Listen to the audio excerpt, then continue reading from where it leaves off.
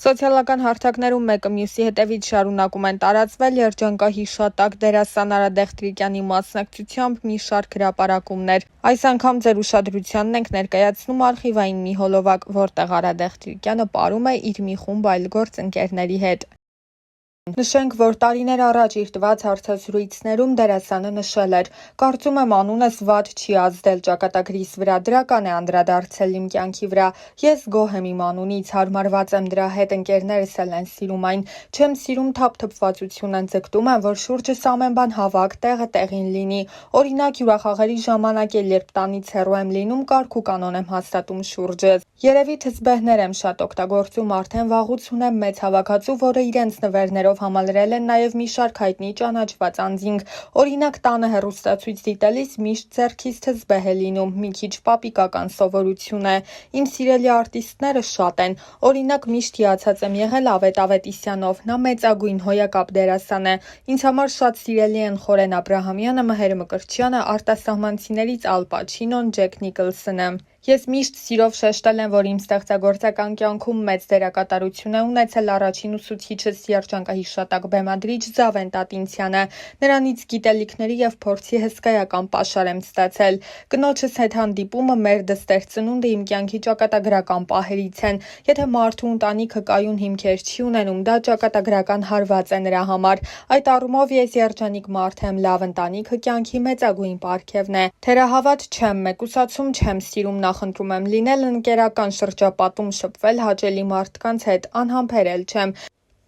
Ամենամեծ միֆն այն է, որ ասում են, թե տղամարդիկ ուժեղ սեռի ներկայացուցիչներ են, կարծում եմ դա չափազանցված է, կանայք տղամարդկանցից շատ ավելի ուժեղ են, եթե նույնիսկ հաշվի առնենք միայն այն, որ նրանք կարող են երեխա ծնել, դիմանալ մի շարք դժվարությունների, կործանված է այն մարդը, ով չգիտի սիրել և չունի հումորի զգացում, զղջում եմ, որ փորձում եմ ոչ մի բանի համար չզղջալ, կարծում եմ կյանքում մեծ զգալի սխալներ թույլ չեմ տվել։ Ես իմ առաջին սիրո խոստովանությունն արել եմ ապագա կնոջս բանակից վերադառնալուց հետո ինստիտուտում, իդեպ նա մինչև հիմա հիշեցնում է, որ ես իրեն հեռախոսով եմ ամուսնության առաջարկ արել, առհասարակ ես սիրում եմ անակնկալներ մատուցել ընտանիքիս անդամներին, երբ նոր էի ամուսնացել մի սեփական տամբակում գեղեցիկ վարդեր տեսա, տիրոջը շատ խնդրեցի դրանք ինձ վաճառել, կինս ասում է, որ այդպիսի վարդեր մինչև հիմա չի ստացել, դրանք ավելի քան 20 օր չէին թառամում, միշտ ցանկացել, բայց չեմ հասցրել, չկա նման բան, նույնիսկ մի փոքր ուշացումով միշտ էլ արել եմ ուզածս,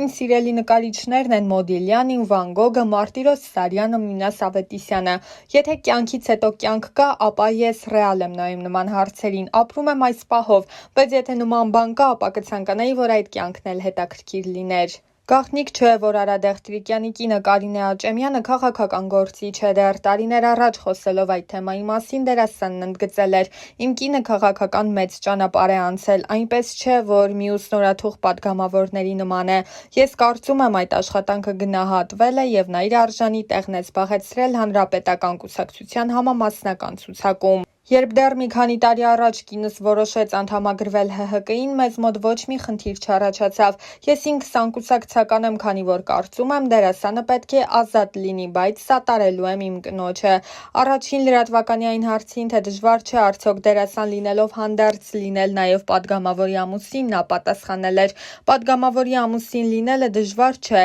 իհարկե լինում են ինչ-ինչ հարցեր, որոնց շուրջ մենք տարբեր տեսակետներ ենք հայտնում, բայց երբեք վեճեր կամ խնդիրներ չեն առաջացել, մեր աղջիկը ևս այս հարցին նորմալ է վերաբերում, ես կցանկանայի, որ քաղաքականությամբ զբաղվող մարդիկ անցնեն քաղաքական ճանապարհ, եթե մարդկանց թվում է, որ ԱԺ-ում հայտնվելը միայն կոճակ սեղմելն է, շատ են սխալվում»։ Դեռ 2015 թվականին, երբ ցուցարարները փակել էին Բաղրամյան պողոտան, դերասանն ընդգծել էր. «Ձեր ասած շոու բիզնեսի ներկայացուցիչներն իմ համար այնքան էլ ներկայացուցիչներ չեն, ես երեկոյան տանից դուրս եմ գալիս, նայում եմ, տեսնում եմ, շփվում մարդկանց հետ, իհարկե լավ չէ, որ հոսանքդ հանգանում է, հատկապես սոցիալապես անապահով խավի համար, նորմալ է, որ մարդիկ իրենց խոսքը բարձրացնում են, բայց դա պետք է լինի նորմալ, առանց օրենքի խախտման, միջադեպերի, չեմ կարծում դա է պատճառը, որ ոստիկանությունը ինչ-որ քայլերի չի գնում, ուղղակի նրանք էլ են ուզում մասնակից դառնալ։ Ինչքան որ հեռուստացույցով ես տեսա, մեր ոստիկանները բավական երկար ժամանակ համոզում էին,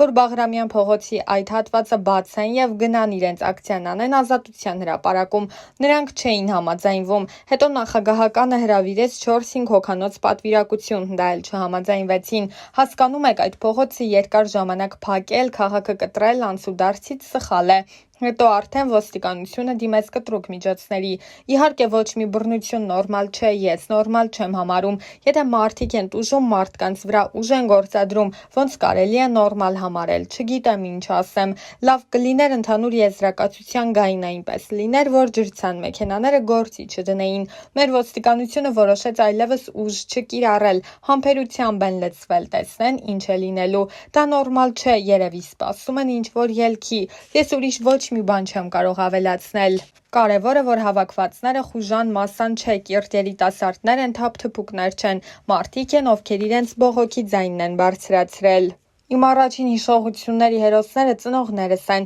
անհնար է անտարբեր անցնել մարդկանց կողքով, որոնք առհասարակ անտարբերությունը լավ բան չէ։ Մարդկանց պետք է վերաբերվել այնպես, ինչպես թելադրում է սիրտդ, միշտ պետք է լինել ազնիվ, պարկեշտ, երևի հնացած բաներ եմ ասում, սրանք կարևորագույն որակներ են, որոնցով մարդ պետք է առաջնորդվի։ Այն ամենը, ինչին հասել եմ իմ աշխատասիրության, նվիրվածության, երևի ինձ տրված շնորհի շնորհիվ է։ Մասնագիտական առումով միշտ փորձել եմ հղկվել, հասնել պրոֆեսիոնալ բարձր մակարդակի։ Պետք չէ հավատալ մարդկանց, որոնք գիտակից ադեկվատ չեն։ Այն մարդկանց կարծիքն եմ հաշվի առնում, որոնց մարդկային տեսակը բարձր եմ համարում։ Չգիտեմ, դա պետք է մտերիմներիս հարցնել, թե արդյոք ունեմ բնավորության մի գիծ, որի համար մտերիմները միշտ ինձ մեղադրում են։ Իմ համառությունը կարող է հաղթել, բայց ճիշտն ասած ես այդքան էլ համառ չեմ։ Տարօրինակ սովորություններ առանձնապես չունեմ։ Հստակ չեմ կողմնորոշվում, բայց հաստատ ինձ մի բարի մուլտհերոսի եմ նմանացնում։ Ես ոչ մի բանից կախում չունեմ։ Միշտ հնարավոր է լինել սիրահարված։ Ես արդեն 33 տարի է սիրահարված եմ,